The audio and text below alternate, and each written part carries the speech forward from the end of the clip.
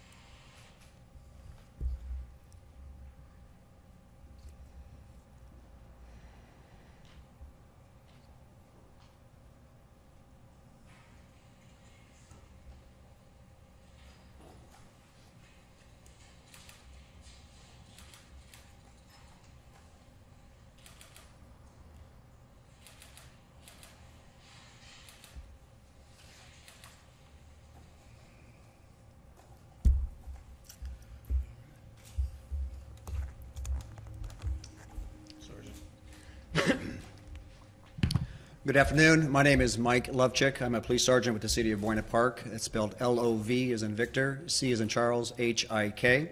I am our department's press information officer.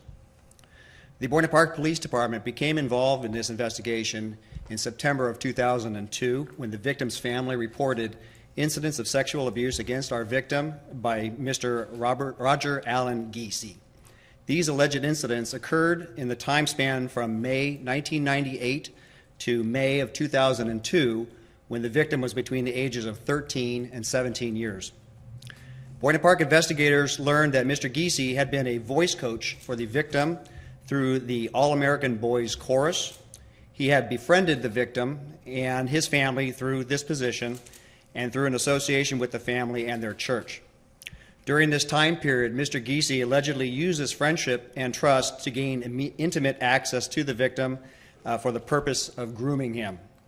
Mr. Giese reportedly told the victim that he was a member of an elite military unit and that he could also eventually become a member of this unit by providing bodily fluid samples to him. Mr. Giese was accused of masturbating, orally copulating and anally penetrating the victim, as well as masturbating in front of the victim on several occasions in a 4-year period.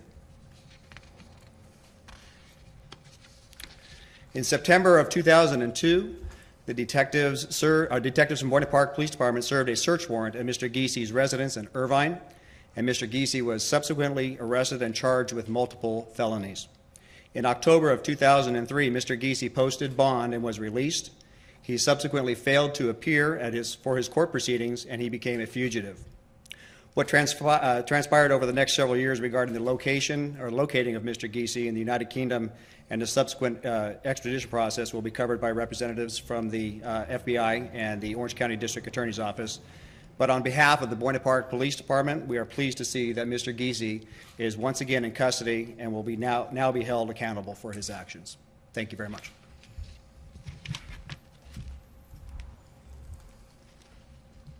Thank you, Sergeant. You didn't have to go away, but it's okay. It's up to you. So on September 20th, 2002, the Orange County District Attorney's Office charged Giese for his crimes. He posted a $200,000 bond on October 24, 2003, and then after about three and a half years of going through the legal process and making his regularly scheduled court appearances, he failed to appear on March 12, 2007. He was placed on the Orange County District Attorney's Most Wanted list, and then he was also placed on the FBI's Most Wanted list. In 2012, the television show America's Most Wanted received a tip that Giese was living in the United Kingdom under an assumed name.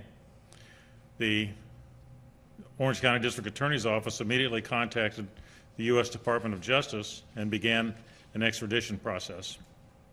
As you can imagine, extradition is a sensitive, oftentimes difficult, and lengthy challenge, and we endured several hurdles, but remained steadfast to our commitment to bringing Giese back to Orange County for trial. After a long court process in the United Kingdom, where questions of Giese's treatment in prison, his sentencing, subsequent possible civil commitments, all of these things were litigated, but then the extradition order was deemed final on July 17, 2018. Last Friday, Giese was transported from England to the Boynton Park Police Department. Now that he's back, the federal government is expected to dismiss the federal warrant, and Giese will be prosecuted by this office. The Orange County District Attorney's Office remains dedicated to the apprehension and extradition of serious, violent, and dangerous criminals. This office is committed to prosecuting fugitives, protecting the public, and seeking justice for victims. As you can imagine, it took an army of agencies to get to where we are standing here today. I'd like to thank the Boynton Park Police Department, the Department of Justice, the FBI, Interpol, the United States Department of State. We also received considerable assistance from the Metropolitan Police Service, their extradition unit in the United Kingdom, the FBI's Orange County Field Office, and the legal attaché in London, and the Department of Justice of International Affairs in Washington, D.C. and London. Before opening the floor to questions, as I'm going to do now, I would just ask you to understand that we're recording this, so please take the mic and tell us who you are before asking a question.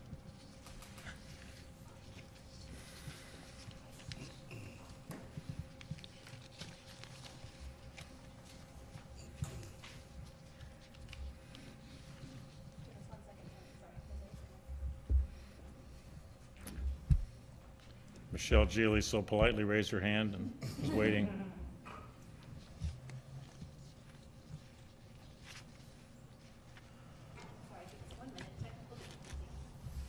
we ask a question? We speak up loudly?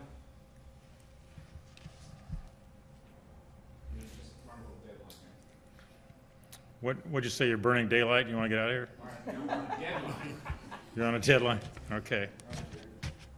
My question is, can you get... It's not about speaking up loudly. It's about speaking into the mic. And I think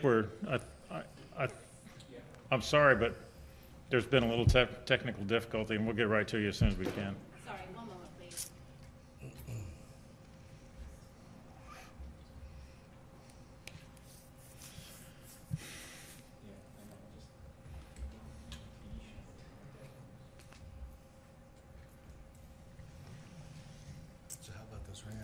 So let's just proceed then. Michelle, why don't you go ahead and ask your question?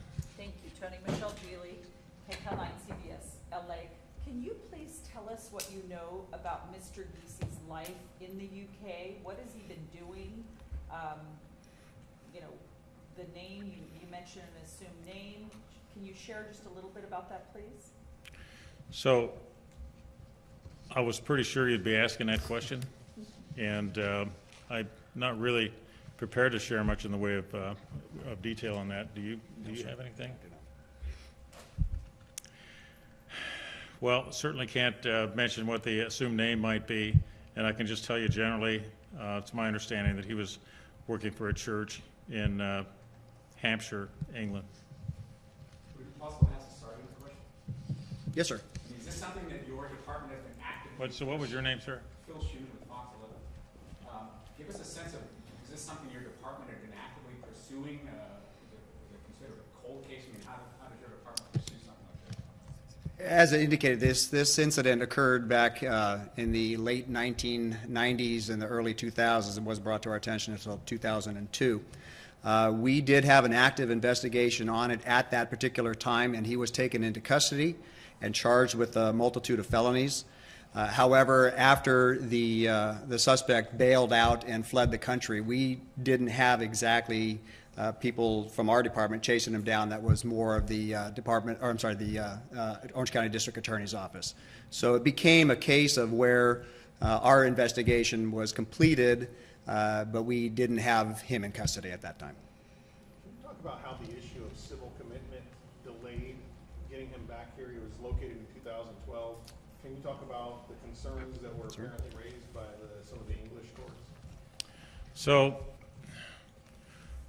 what you're raising is basically a question of that comes up in extradition from time to time, and that is where the sentencing and the procedures are different in our country than they are in the country that we're trying to get the extradition from.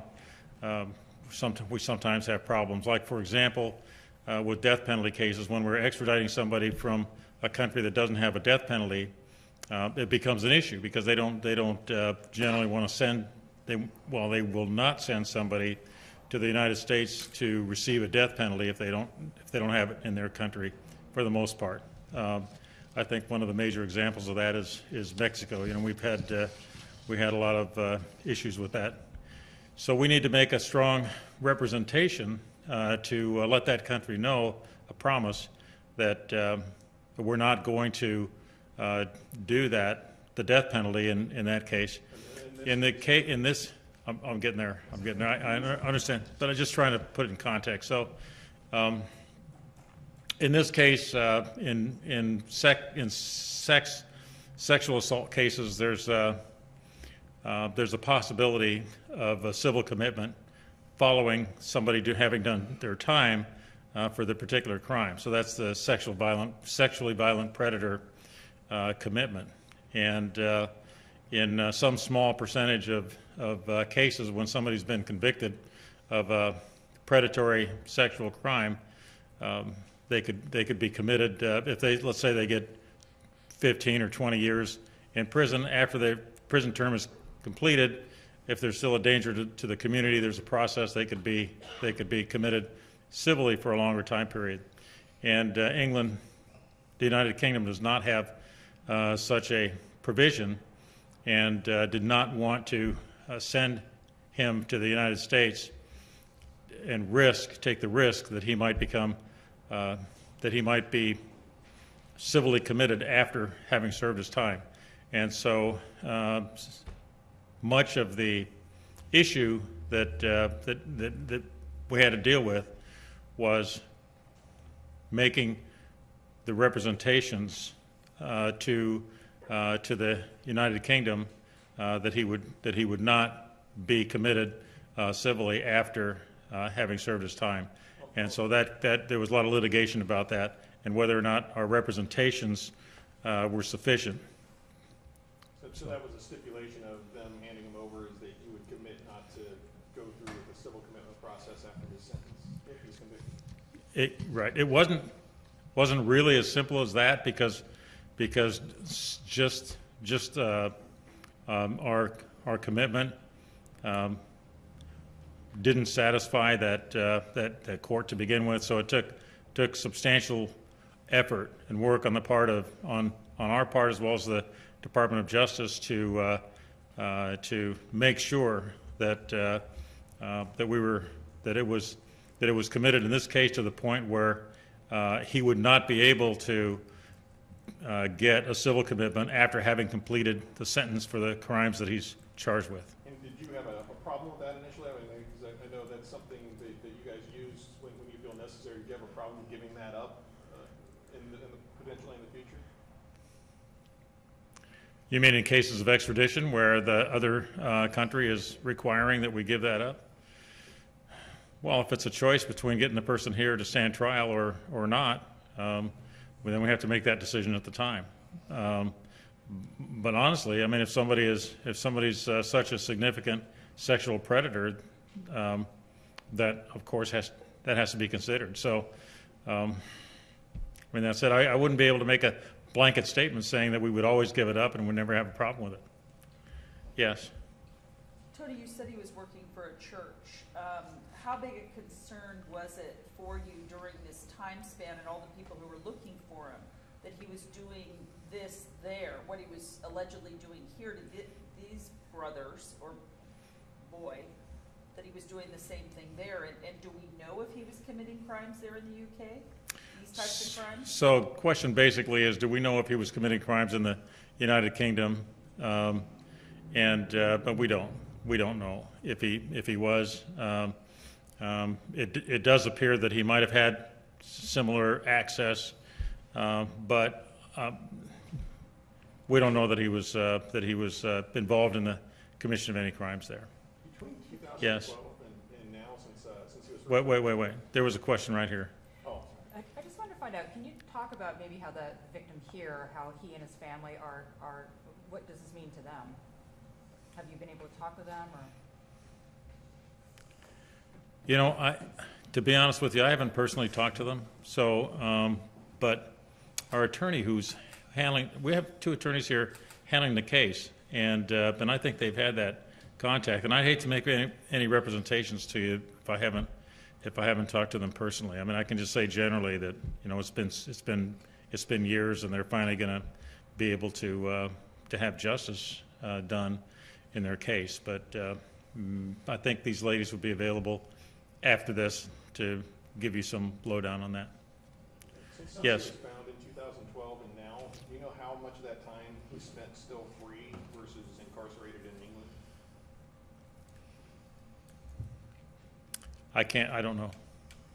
Can I try again on the extradition? I know you explained it, but 6 years seems like a long time for a country that we have like friendly relations with, or someone who's a U.S. citizen.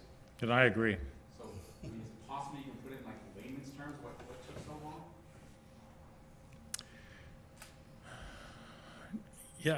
Just all I can say is that it took a long time, for sure, 6 years, and there were multiple hearings and litigations, and the issues were a bit complicated, but the general issue revolved around the major issue that was a sticking point was whether or not he would be incarcerated as a sexual violent predator after his doing his time for the criminal charges, whether there might be a civil commitment afterwards. They don't have that in England. Right, but why is that even their concern? He's not a British citizen. The countries that do extraditions often have such concerns, and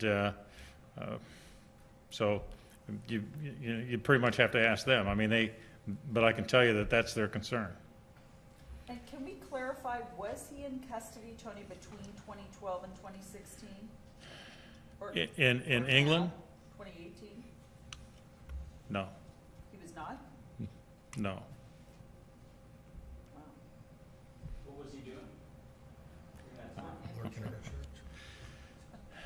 He was living his life in England, in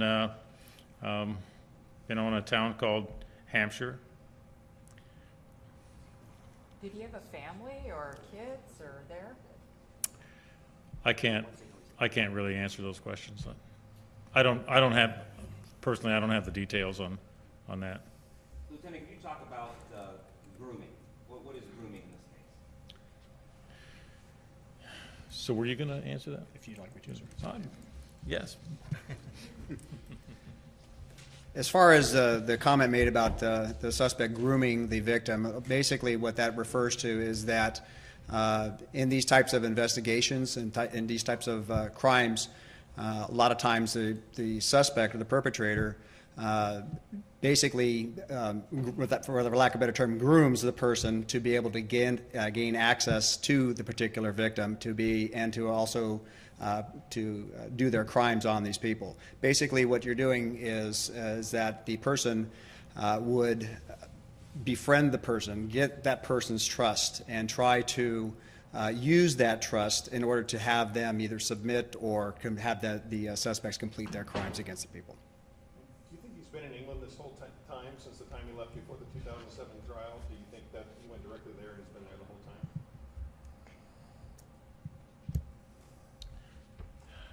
Is the question whether or not we think he went directly to the UK? Yeah.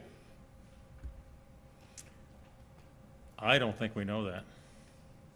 Does somebody have the answer to that? Aaron? Yes, I believe he was in the UK from 2007 to last Friday. So you could ask Aaron Rowe that question afterwards.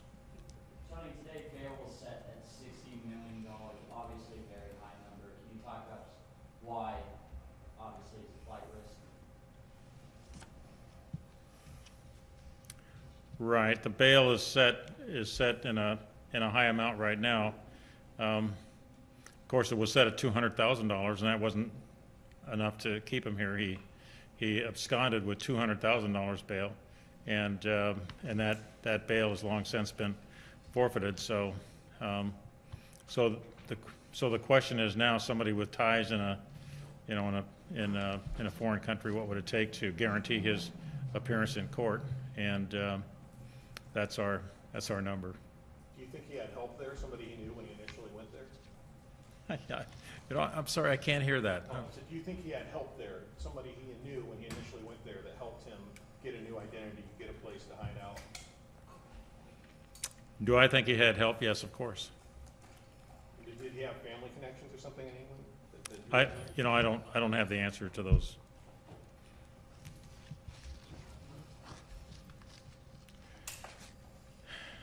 Thank you very much, folks. I appreciate your attention, and that's the time that we have allotted. Okay. Sir. Thank you, sir.